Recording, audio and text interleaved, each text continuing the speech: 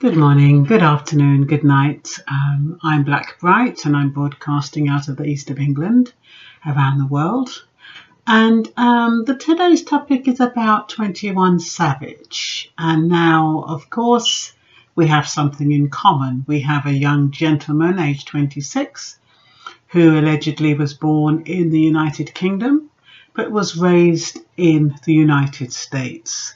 It's a bit like what we're having in the UK with this deportation thing. Young people coming over here when they're young, being almost British nationals, but in all intents and purposes, they are considered illegal immigrants if they haven't got their papers. Now, the thing is that when a young person comes into the country, it's the parents' responsibility to make sure that child is legal.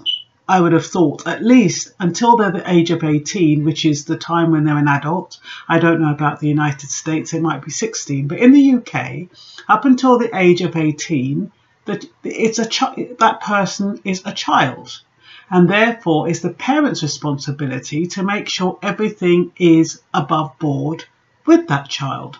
Now, if the parents took 21 Savage to America when he was 7, how the hell is he going to know what his legal status is?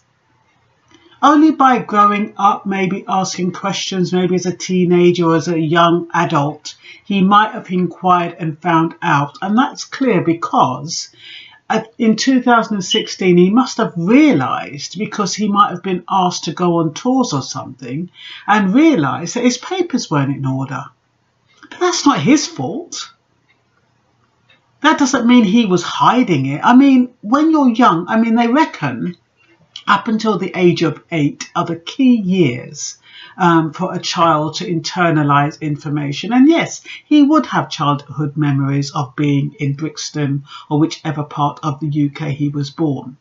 But once you get into the American lifestyle, that's going to be the least of your problems. You are going to assume that your parents have sorted you out. When I went to the United States, I went with my 2 daughters and I went on, how did I go? I went on a tourist visa and then I ended up getting a job with the government, miraculously.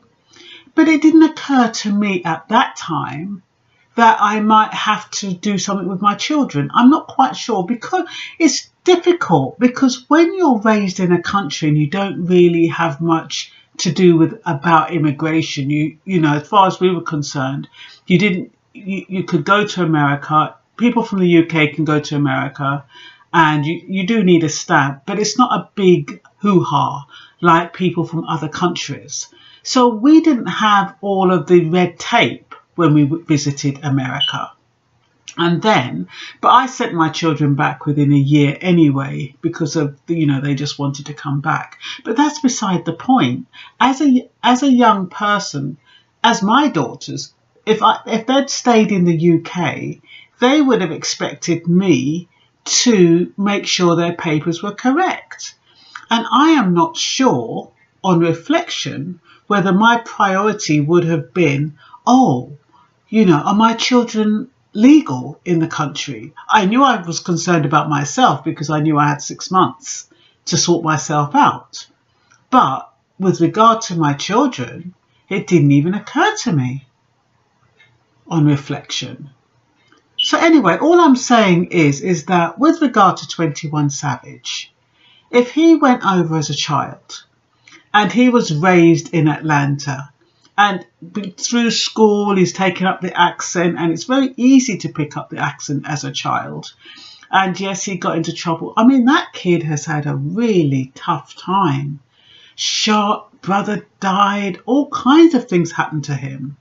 And, it's really, really difficult. It's not like he's come over and had it easy.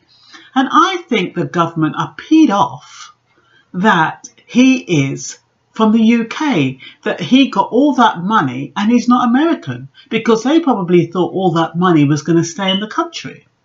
But he got that money legally, and he got it based on his talent, not his nationality. His fans love him based on his talent and what he's producing, not his nationality. And I don't understand why they've got him down on a 23-hour lockdown when he's not a murderer. He hasn't killed anyone. So what was all this heavy-handedness about? I think they're really, really angry because he is so popular. And I think they got themselves in a little tizzy with regard to red tape and what's going on. So yes, technically he's an illegal immigrant. He's one of these children who came over as a child, undocumented, through no fault of his own, but his parents. And yes, as an adult, he probably realised, because he wanted to travel. And at that point, what do? Do you go up to the government and say, look, you know, my mum didn't register me. I don't know what to do. They'll boot you out straight away. They're not going to have no compassion. I don't know what I would do.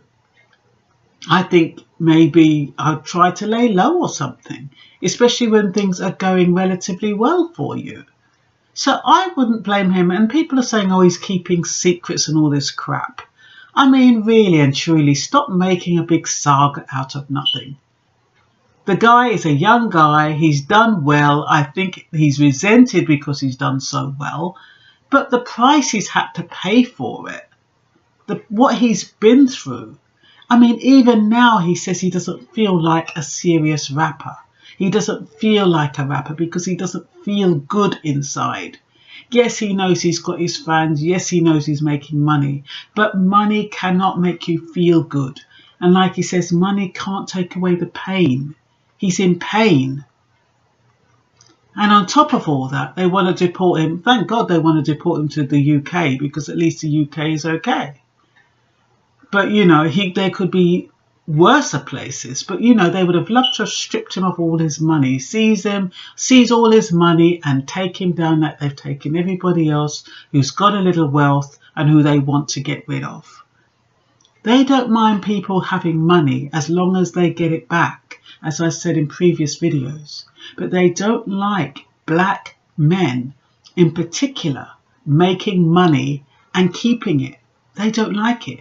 They get somebody to either shoot them, or they put them in prison, or they do something. God forbid if I'm wrong. But that's the way it seems. That's the way it looks. So all I'm saying is I can only go by what it looks like. And it doesn't look very nice. It doesn't look very fair. There should be some leniency here. And I can understand why a petition is going around, because it isn't fair. If he had come over as an adult and overstayed, it'd be totally different. Yeah, boot him out, deport his ass. But he came over as a child and he adapted as a child. And he grew up.